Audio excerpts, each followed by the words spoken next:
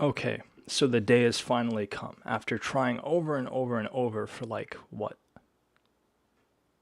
Just so many times, like 30 times. I finally got a win over Jade, and I can explain how to beat her for people who are stuck on her. Uh, yeah. It's bittersweet. Jade's real strength is above a 2000. So yeah, you have to really use well-informed moves. And that's a good thing, right? Like you always have, like you can always maximize your information and outperform your opponent and stuff.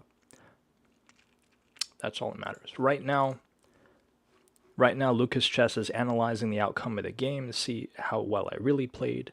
Hopefully, it'll be done by the end. By the time I'm done explaining the insane amount of moves it took, 43. Yikes!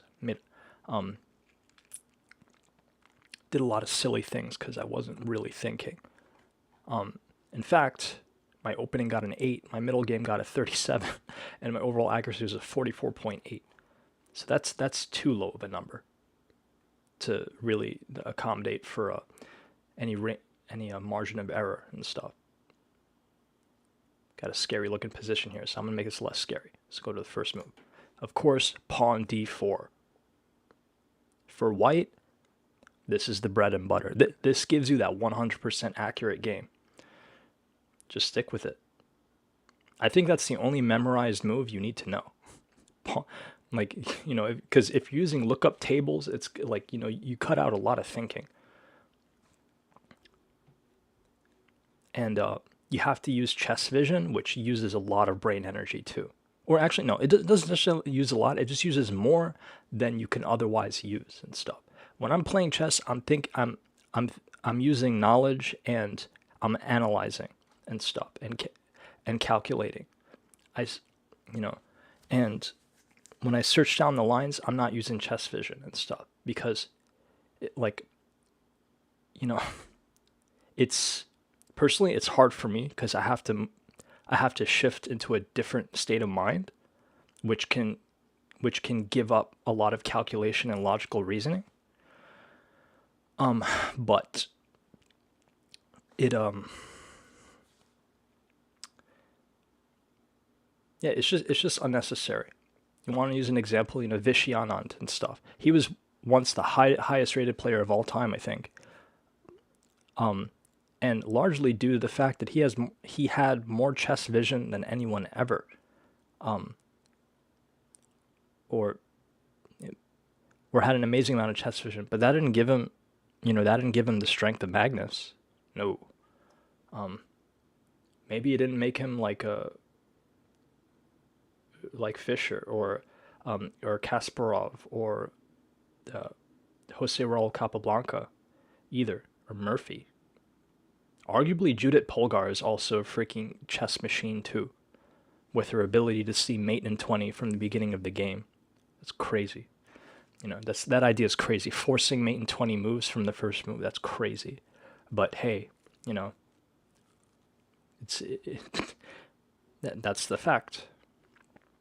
Oh, and of course, who could forget Karpov, the guy who Mittens is based off of, the master of all styles of chess and stuff. Crazy. That dude. Oh my god. He can't even see straight, and he kicks and he crushes the grandmasters. It's crazy. He kind of lives on through that mitten spot, being everyone's nightmare.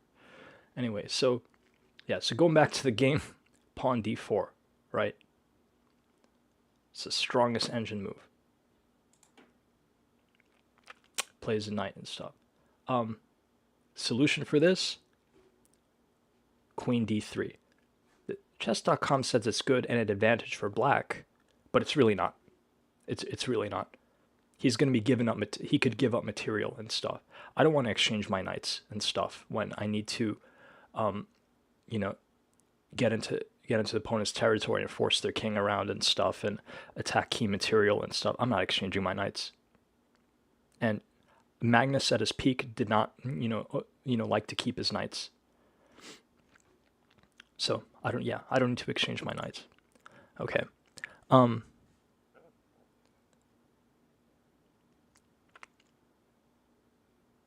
I don't even know what the engine's thinking there. Better move. Yeah,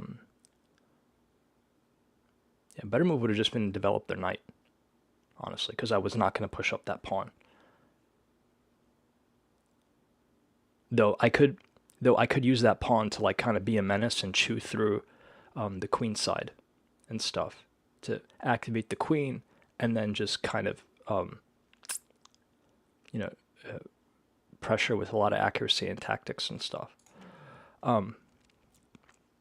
Is developing the knight and stuff because I want to castle on the queen side because I want to move that king as far as possible away, play a more aggressive game. I can make that expectation from this board state. If it was later in the game and I move my king side the wrong way, then yeah, I can make my king very weak.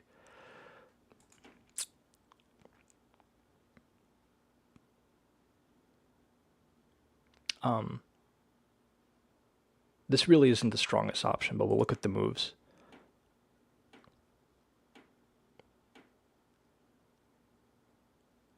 Yeah, it doesn't do much, honestly. That's still a very ambiguous move. This is my queenside pawn, so I could just take, and that actually makes his bishop rather pretty much equally useless on the 5th rank. It just does.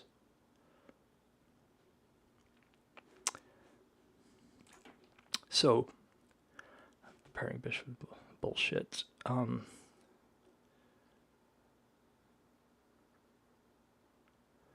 So yeah, still developing and stuff. I want control of the board because I want to be the one that has the good moves and stuff. So I'm trying to be accurate with my opening. Here it says I'm losing material. I didn't pay too much material by the end of this game. So forcing my queen around, fine. I have many other squares. I don't worry too much. Now it's doubling their own pawns. Yeah. Here I'm saving my knight and stuff because I don't want to, because I really have no other square. But if I put it here and stuff,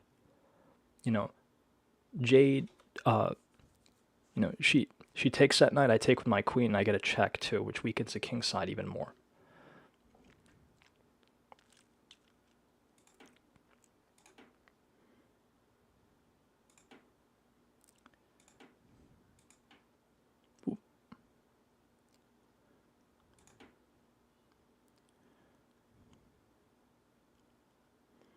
Now Jade does this and stuff. Jade doesn't kick often. She doesn't get very materialistic, and this is actually one of her weaknesses. She blunders in material exchanges. Actually, no, I'm not going to say blunder. Like she messes up in the material exchanges, and that's a point of advantage and stuff. Because most of what she does is she avoids putting her pieces in the wrong place. Place for the center and stuff, and then she knows a lot of checkmates. That's really it. So like she just avoids the bad places for the pieces where they're not going to be active and stuff, or they're not going to do much. She doesn't hang her pieces really, and she forces line to mate, but she'll give you free material. So this type of thing is not something she does. Trying to kick my queen. But here I want here I want to keep as strong as I am, so I give away this pawn because my king side moved, so I can attack with that pawn now. Okay, she got free material. Is it just the bishop? Rather worthless, honestly. Bishops are more so defensive unless they're paired, or unless they're paired bishops or also with a knight. It's just how it is.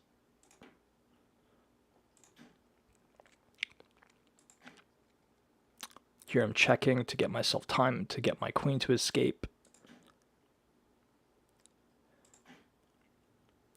Checking again because Well, I want that. You know, that king is even weaker now. I guess like I'm getting closer to mate this way.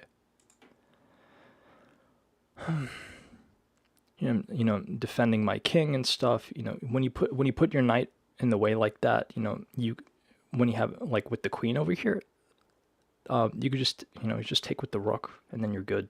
You get rid of that queen and you know you're up a queen, you're doing pretty good. So that kicks the queen to getting this pawn that wasn't doing anything. This fork does not benefit her and stuff because you know she takes that. She, you know she could really just take this pawn. That's it.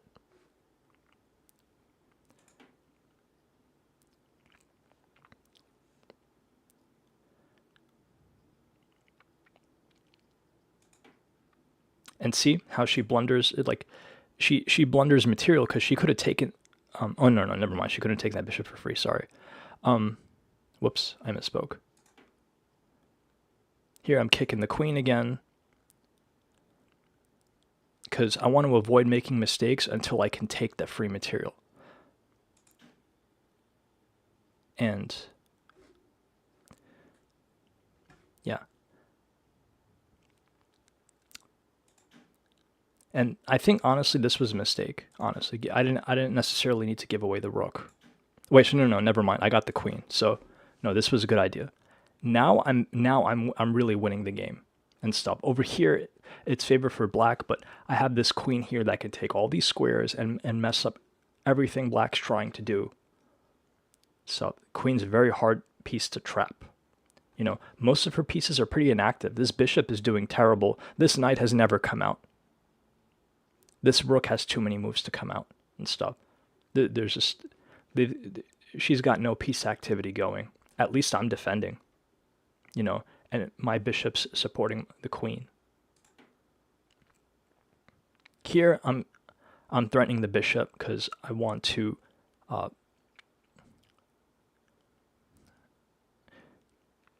make that bishop even worse. So that bishop could go here, or it could go here, which gets it kicked, or it gets it captured. You know? No, sorry, it gets it captured. So, okay, it's forcing my queen around. At this level of piece activity, that's probably not the thing black wants to do. Black should actually be black should be attacking the king side, actually. Because black's king side is over here and stuff. This d4 pawn, go over here and open up the king side, force a line to mate. That's what Jade knows how to do anyway, forcing lines to mate, so she should be doing that.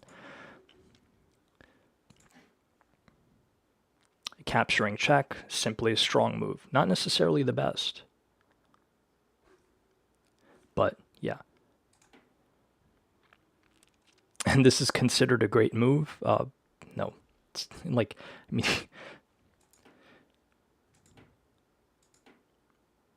you know, it's just not a great situation for black. Right now I'm closing in on the king side. You know, I attacked some weaknesses, made black weak and stuff, and now I'm a few turns ahead on the king side. Black cannot activate its pieces enough.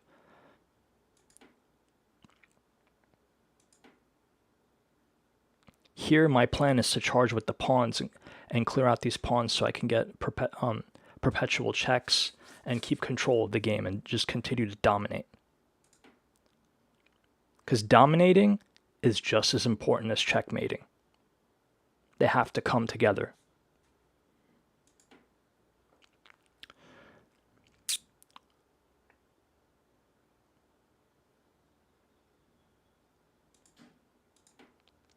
Here I don't take with the bishop because it's an equal exchange and I'm just not ahead enough.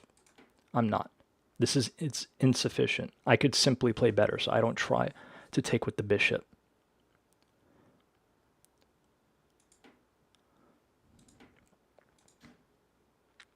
Instead, I pay out a pawn to do this. If you can make a cheaper attack, do it. Boom.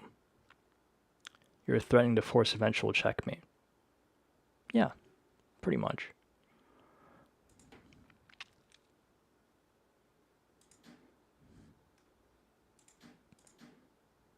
Equal exchange of material. My king side is safe. Black's pieces are relatively inactive, honestly, with my king side considered. They just have too much ground to cover.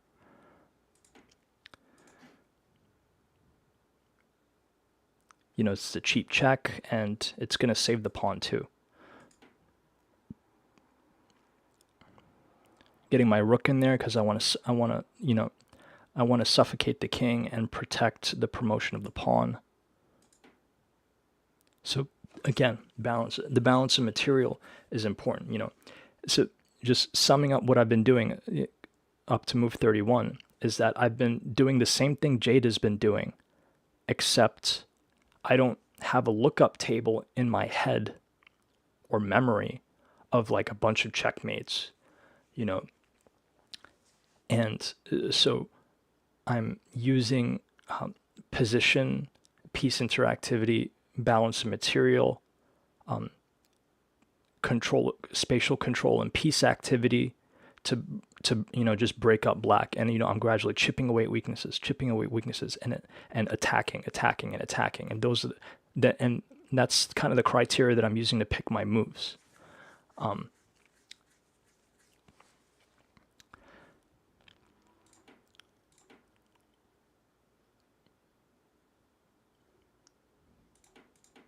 So as I'm looking through my move choices, I'm looking at how it affects the balance of material, spatial control, how severe the attack is, whether it's a helpful tactic that really does something, because I'm trying to dominate as hard as possible.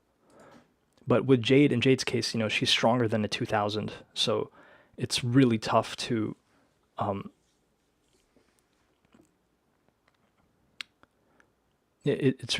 it's really tough to like just completely crush her the way like somebody might be able to crush Sven.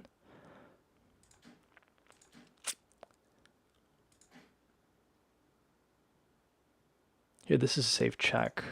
If I retry, let's say I would do something like this. Yeah, this would have just been a faster mate. And then that should force king should be playing towards the center where it's safer with its pieces. So I think e7 would have been the proper square. Okay, close enough.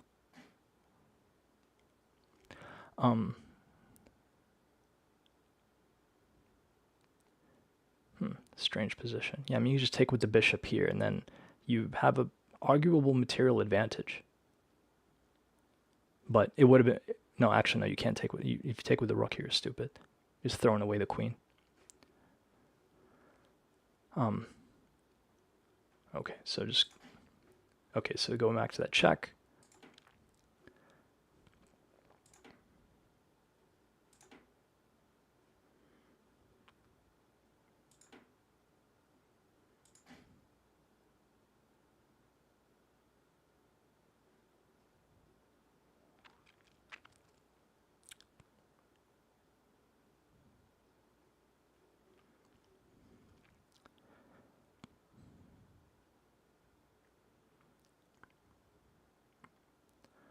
Now, with this move, I can still improve my bishop.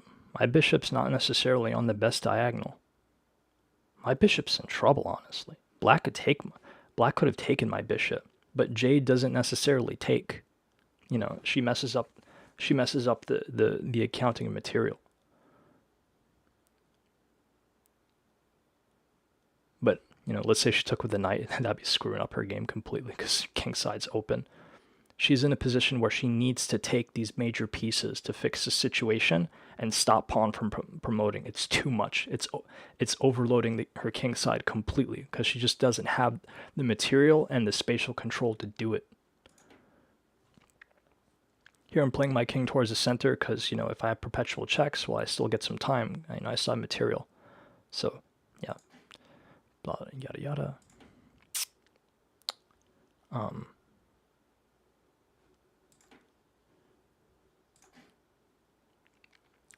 I'm checking, safe check, gets me a tempo, stops black from attacking my my king.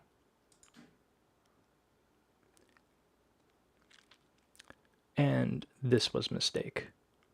At this point, I'm like, crap, I just freaking messed up the game, you know? I should have...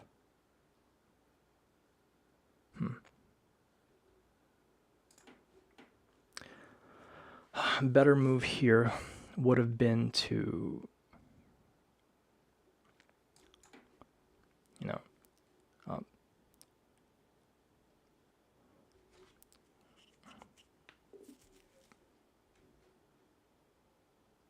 oh no, so I don't understand this position then.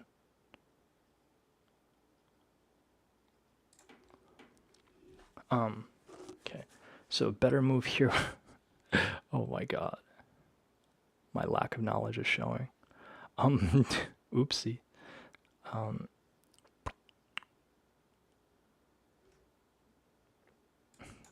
Push up the queen more.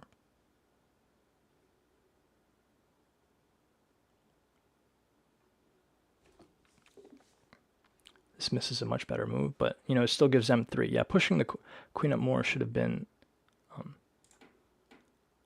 the hint. Oh, it's moving with the queen. What? Don't tell me they want me. No, they want me to sack the queen? That's crazy. I would have never. I would have never.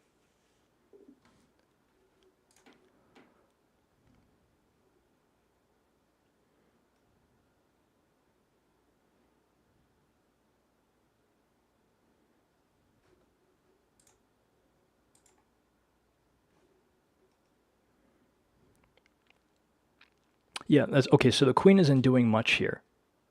This pawn is safe for a second, so I have a tempo to bring the queen down here, so I can protect my king while attacking the black king. So it just simply does more. But in terms of center pawns, it's actually more to black's favor to do what I did with the rook. So yeah, this chess computer is a little bit, you know.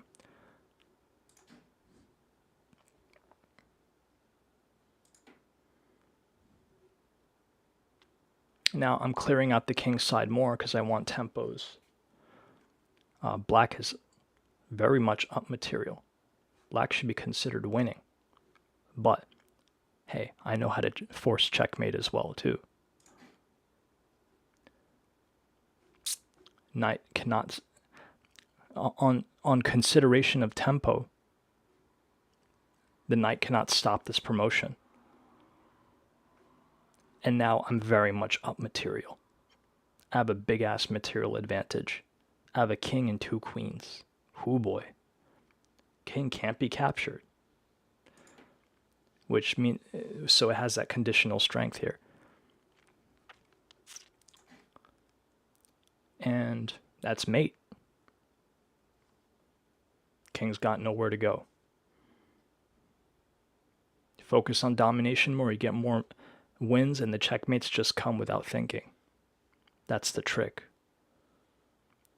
Forcing lines to mate? No, that's not necessarily, or finding lines to mate and, you know, learning checkmates and stuff is not necessarily the way to win. Domination is how you win.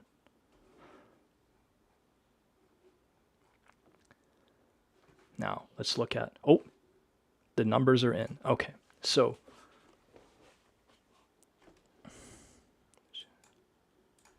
got her in the opening and the middle game. I just had to avoid some mistakes in the middle game, and then you know, use a bit more information, and I got it. So, black was 45% dominating. I don't even, wait, what? I don't understand this.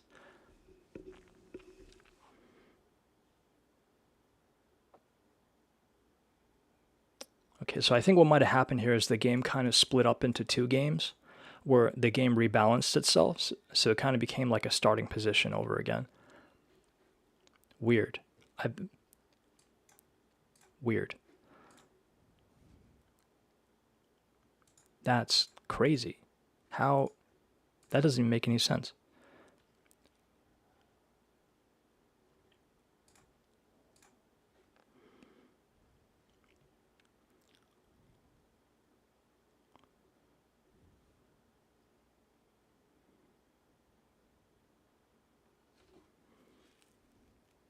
That's interesting.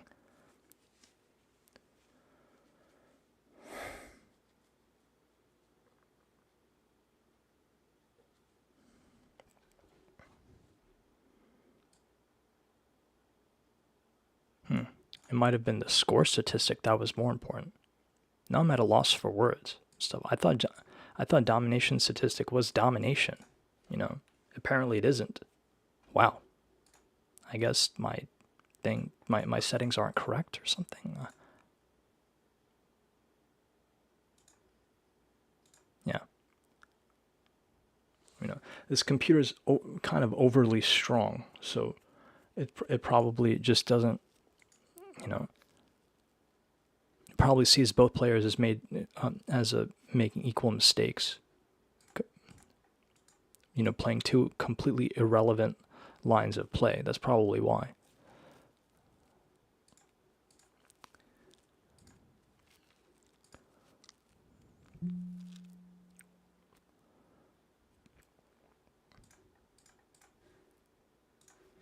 But yeah, that's how you beat Jade. Yeah, you got to win the exchanges of material while not making more mistakes than her, and you got to use more information, and then that checkmate will just come to you.